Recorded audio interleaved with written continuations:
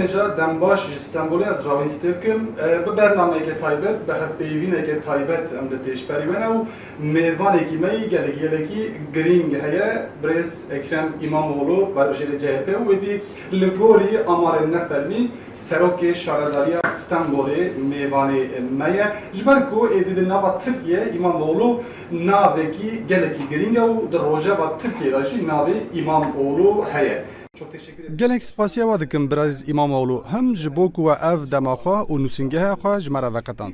Pirsa min e ewil çima İmamoğlu? Yan jî İmamoğlu ji ku derket? Piştî ku Birêz Kiliçdaroglu bi we re hevdîtînek kir, eşkere bû û navê we derket pêş. Lê gelek navên din jî hebûn di nava CHP da. Gir hebûn lê hûn derketin pêş. Helbet hin kes jî dibêjin ku İmamoğlu projeyek e. Cenabê we projeyek e û çima hûn? Hiç kimsenin projesi olmam hayatta. Ama bu ülke Ez di jiyana xwe de tu cara nabim projeya kesî. Lê ez dibim parçeyek ji xizmeta bo vî welatî.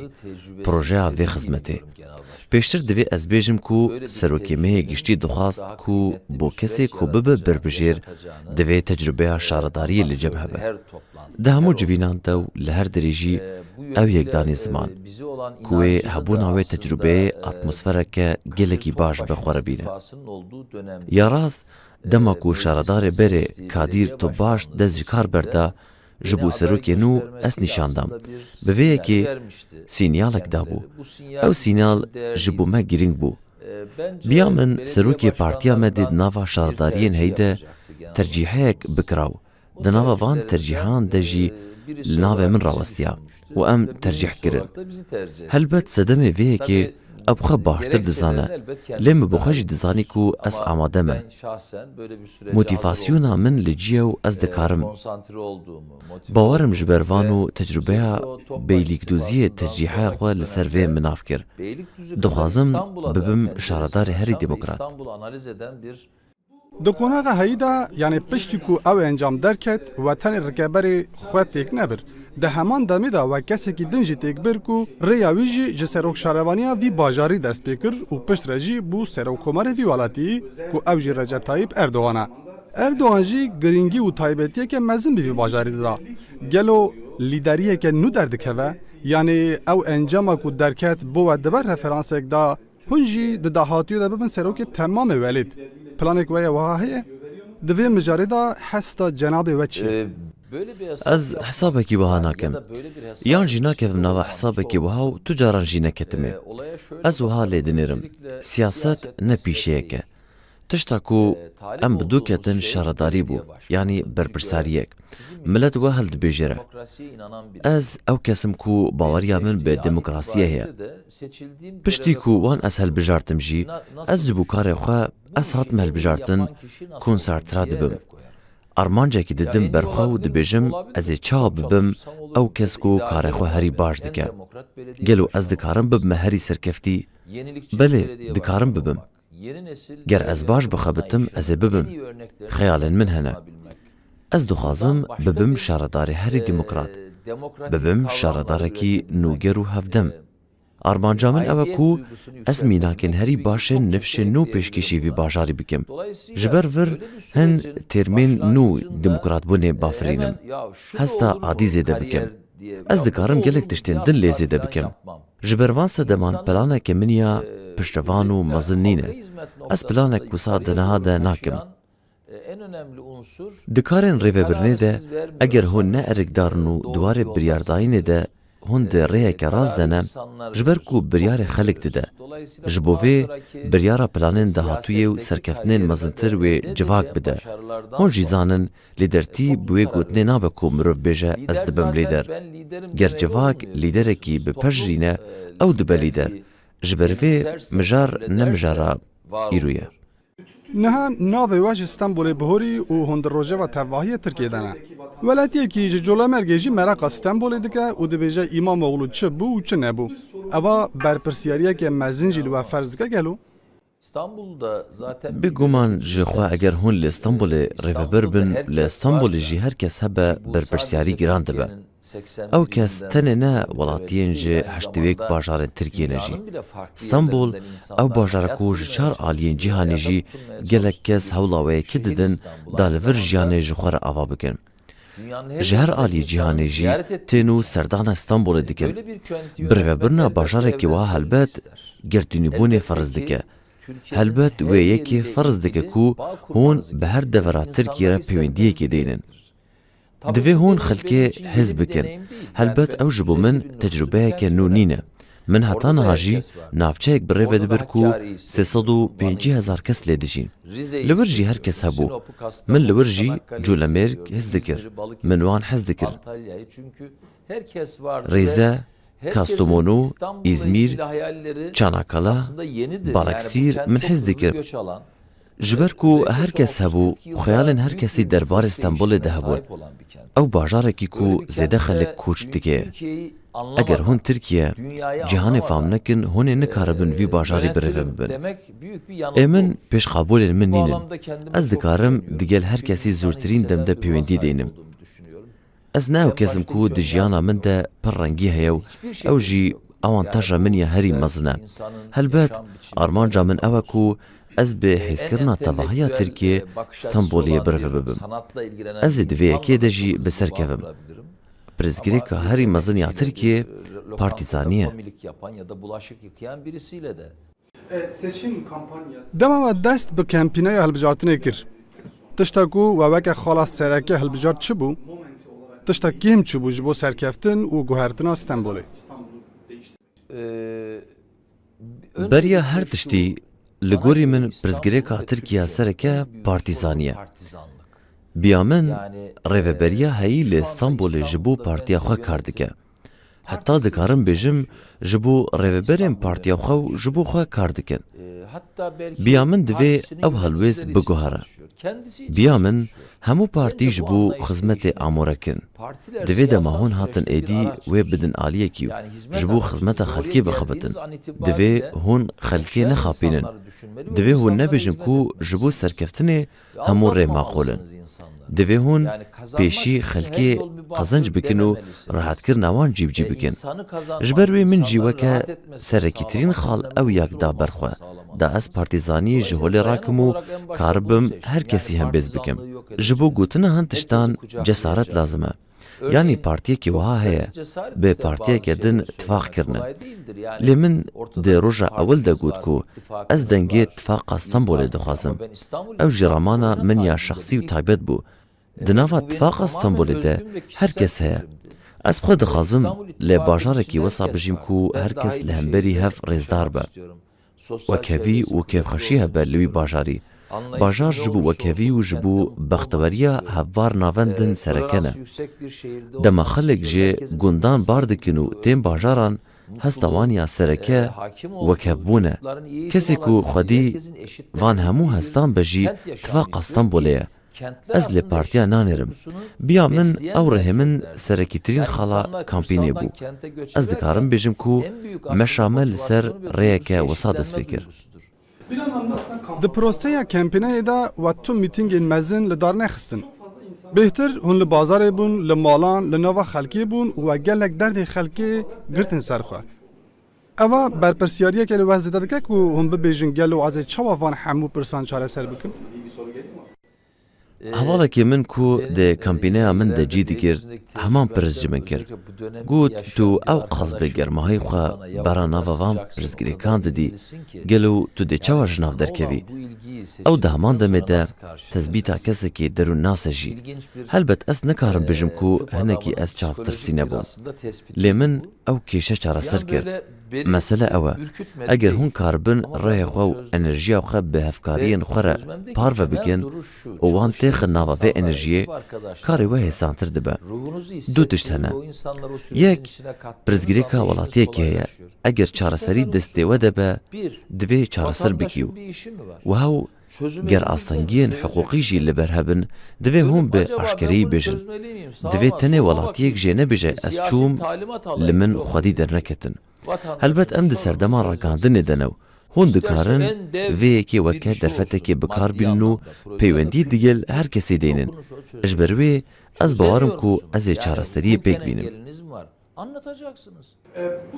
درێژبوونا پرۆسەیە پشتی هەڵبژارتنێ چه هەست لە پەیدا کرد؟ Ben Ez xengîn dibim. Ma çi tişt heye ku ez ê ji dest bidim. Min ji xwe qazanc kir. Lê bi dirêjbûna proseyê re welat wenda dike. Demokrasî wenda dike. Kes mal û milkê xwe radestî kesekê din nake. Şaredariya Stenbolê milkê hevpariyê 16 milyon kesên ku li vir dijîne. Bi qasî min heqê we heye. Ew qasî eşkere ye. Tu kes ji kesekê din mezintir nîne. Dewirkirina postekî û ew qasî dirêjkirina wê û kîngirtin û wendakirina welatê me ye. Ji alî destelatê veqet peywendiyek digel ve hatê danîn gel û piştî hilbijartinan yanî fermî yan jî nefermî. Nexêr, nexêr. Yanî dibe ku hin wezîrên kevin geriya bin lê ji hikûmeta heyî tu kes negeriye ye. Hükümetten öyle bir telefon almış değil. Baş e. Li gorî daneyên di destê me da li Stenbolê derdora 6 milyon Kurd hene. Beşekê zêde ji wan jî dengê xwe danwe. Helbet çêkirina rêyan, pir û xizmetên bajarvaniyê ji bo her kesî ne. Lê bendewariyên din ên Kurdan hene. Nizanim haya we jî heye yan na, lê Kurdan bi piştgiriya digel we berpirsyariyekê din jî li we ferz kirine. Di warê mafên kolektif da weheda we ji bo Kurdan çi ye? Bi taybetî di warê wan karan da û karên ku şaredarî dikarin bikin. Pêşî vê bêjim, helbet li ser nüfusa Stenbolê herkes xwedî îddiayek ciye. Bo mîna kesê filan bajar dibêje li Stenbolê ew qasî hev bajariyên min hene. Ew min eleqedar nake. Tişta min eleqedar dike 16 milyon kese. Hestên 16 milyon kesî min eleqedar dikin. Di nav vê de azadiyên ayînî mijareke bingehîne. Neku bawardariya layanekê serdest bibe. Lêya giring ew e ku hemû bawerî azadiyeke li gorî pêdiviyên xwe bi dest bixin. Ew gelekî giring e. Azadiya jiyanê ew jî gelekî giring e. Helbet divê hûn rêzgir bin li hemberî pîvanên bajêr. Helbet divê hûn ji prensîpên bajêr xwedî derkevin. Lê divê hûn dikaribin lê qadên jiyana xwe bi hebûna hemû mafên jiyana xwe karibin bijîn. Bajarvanî, tenduristî û perwerdehî ew têrim ji bo her kesî derbas darin. Nabe ku tu bêjî ez ê ji bo zarokê hemşeriyê xwediyê Kurd ciyaneke cuda ji bo zarokekî hemşeriyê xwe yê Tirk jî dahatiyek cuda amade bikin. Bi vê yekê hûn nikarin bajarekî bi rêve bibin. Helbet pêwîstiyên civakî rast e ku hene. Di salên dawî de koşa herî zê ji alî welatên mêhên Kurd ve têkirin. Bi nava vî bajarî. Sedemên vê yekê eşker hene. Di vir de xaleke gelekî giring heye. Meseleya întîbaqê heye. Kêşiya herî mezin kî dijîn? Jin dijîn, zarok dijîn. Divê demildest kar bêne kirin da ew entergeriyê bajêr bibin. Weke ku jin beşdarî jiyaneke kar bibin. Weke pêşkêşkirina baştırîn derfetên perwerdehiyê bû zarokên wan. Lê çeperên bajêr gelek zarok hene ku nikarin beşdarî proseya perwerdehiyê bibin. Xizmeta van wayet dibe xizmeta welatên minên Kurd jî. Helbet pêdiviyên dinyên welatên minên Kurd jî hene. Ji min re dibêjin em dixwazin fêrî zimanê xwe bibin. Helbet min li navçeya xwe ew kar dikir. Kursên ziman dibin, perwerde dibe. Hiç kişê nîne. Welatên minên Kurd bêlin aliyekî, kesekî Nîjeryayî jî tê dibe ez dixwazim fêrî filan zimanî bibim. Dema em digeriyan lê gelek malan çend komên jinan gotin pêdiviya me bi kursa erebî heye. Zêdeyî 3 sal û nîvane şaredariya me kursa erebî dide. Hûn berpirsin ku hin hemî pêdiviyên welatên xwe cîbicî bikin. Gelo pêkanê ku di bernameya polîtikayên me yên kulturî da Kurdî jî cî bigire? Mabûş ne. Kî dikare astangiyan derbexe da di bernameyeke kilturî de komek hebe ku stranên Kurdî jî bistirin. Dikare Kurdî jî bêgotin. Lazî jî bêgotin. Bi Ermenî jî bêgotin. Em ji her deriyên cîhanê xelkêtînin da haydar bin ji çand û kulturên wan. Bûçe em cî nedin ziman û çandên welatiyên xwe bixwe. Divê em êdî ji van kêşiyan rizgar bibin. Ger ev civak ji van rizgar bibe, biratî wekeviya herî mezin dê ji wir derkeve. Ê min çend xetin min hene. Ez jê wetenê xwe pir hez dikim, ji milletê xwe pir hez dikim, ji xaka xwe hez dikim. Her bosteke welatê xwe cuda cuda ez hez dikim. Ez heyranê milletê vê axê me, heyranê Amedê me jî, heyranê Moşê me jî, heyranê Erzeromê me jî, Rêze, Sînop, Kastamonu, heyranê hemûyan im. Her derê germahiyek û rengekî xwe yê taybet heye. Em nikarin bi astankirinê biratiyê pêk bînin. Ji bo pêkanîna biratiyê divê mirov xwe azad hez bike.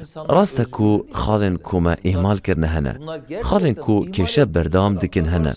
Xeletiyên kom berê kirine hene. Em tevî xeletî û kêmasiyên xwe digel hevin. Em serraz bikin. Boçi em li sala 2019 in. Baş e wê demê em biçin ji serdema 1700 bijîn. Ger em di sala 2019 de ne, wê demê em berpirsin ku bi çareserkirina wan kêmasiyan roja îroya nuwaze bi dest bixin.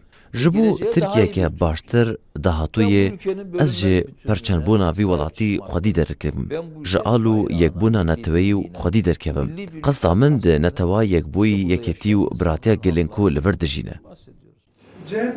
Di bernameyê CHP'yê da pirsa Kurd cih digre û ew qabûl jî dikin vê yekê. Êve jî êdî postûleyeke we heye ku ji Stenbolê derketiye. Weke lîderekî pirseke we ya wisa jî êdî heye. Gelo nêzîgehiya we ya şexsî ya digel pirsa Kurd çi ye? Ya rast ez naxwazim pirsên etnîkî bi navkirina wisa di roja we me de hebin. Dema dibêm pirsgirêka Kurd hesteke wisa li min pêde dibe ku ez neheqiyê lê welatiyên xwe yên Kurd dikim. Ez bixwe ne weke pirsa Kurdî, lê bi çavekî însanî dixwazim lê vegerim. Eger em pirsan li ser navê etnîkî binav bikin, kêşe zehmet dibe. Hin mijar hene ku me hemûyan eleqedar dikin. Bu mînak bêedaletiya dehatê li vî welatî heye? Belê heye. Ew yek ji pirsgirêkên bingehîn e. Ma em dikarin bijin ku ew dorî pirsa Kurd e û tenê em li zimanê welatiyên mêyên Kurd bifikirin. Nexêr, eleqeyek wan bi hev heye. Eleqeyên aborî hene, eleqeyên perwerdî hene. Ji ber vê dema we got pirsa Kurdî jî ew dibe sedema cudakirinekê. Ger em behsa wekhevbûna hemwelatiyan bikin baştir dibe. Divê wesa be. Her ku em pirsekê li ser etnîsîteyan bikin, em welat perçe dikin.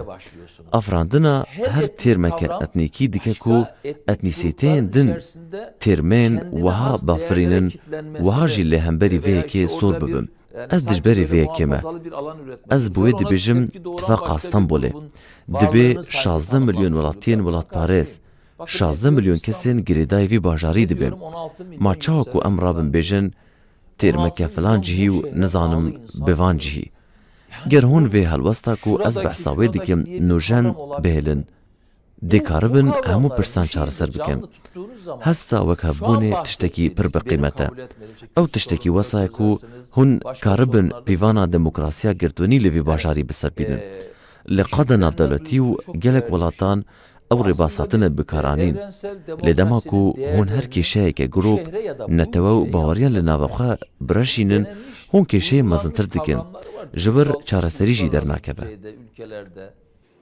Dixwazim pirseke din ya Kurd bikim û derbasî mijareke din bibim.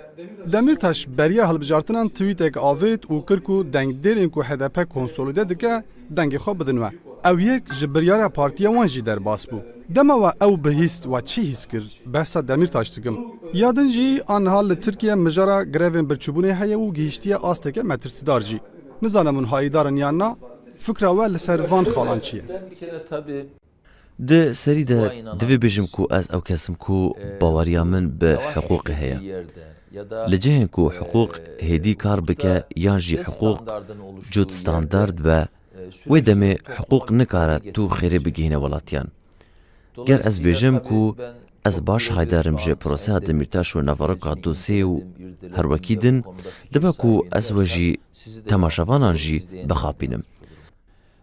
Welatiyên me demên çûyî de berdêleke mezin dan ji ber wan tewalên ku nehatine piştrastkirin û rewakirina ramanan û welatiyên me eziyetek mezin kişandin.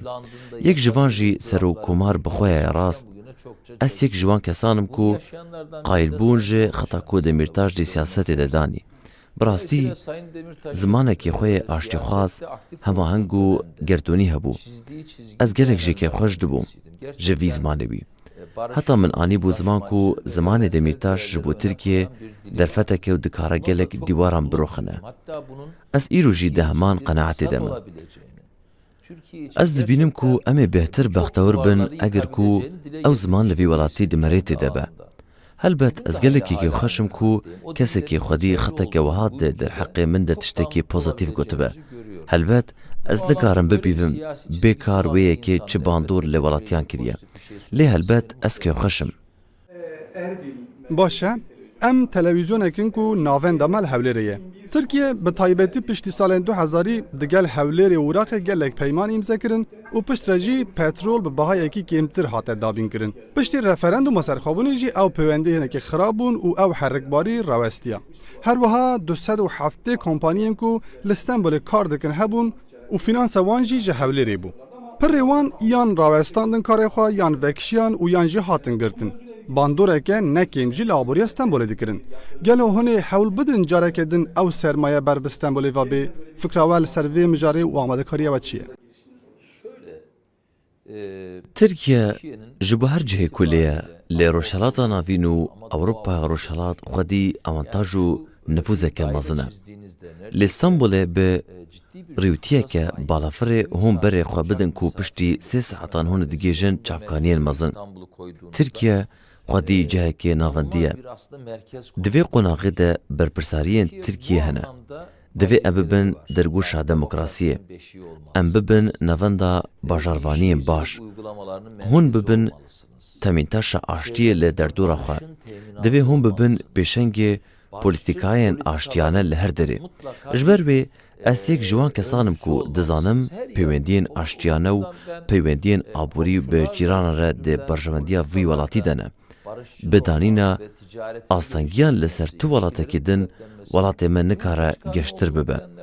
Ji ber wê divê Stenbol bibe lokomotîvek û ji xwe motora Tirkiye jî Stenbol e. Ne tenê Hewlêr divê bi her derê re peywendiyên baş bin.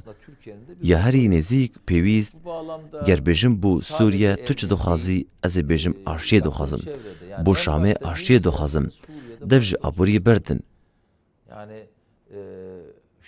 Ji ber nebûna aştiyê neçare mazûnvaniya bi sedhezaran penaberan bike.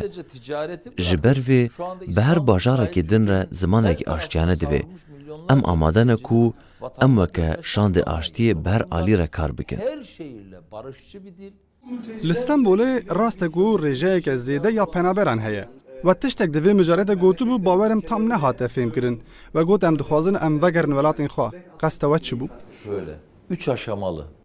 Min tiştek got lê xelet hate bilav kirin. Min got ku em haydarin da penaber li virin ku wan gelek mexdûriyet dîtine. Bi taybetî jin û zarok. Ez kûçe bi kûçe digerim. Zarok di halê perîşan de ne. Keçên ku di temenê zarokîtê de ne têne zewicandin. Ew însanin. Em ji ba çareserkirina van trajediyan diwarê civakî de însanî de xwe berpirsyar dihêsin. Min got em ê polîtîkayên herêmî amade bikin.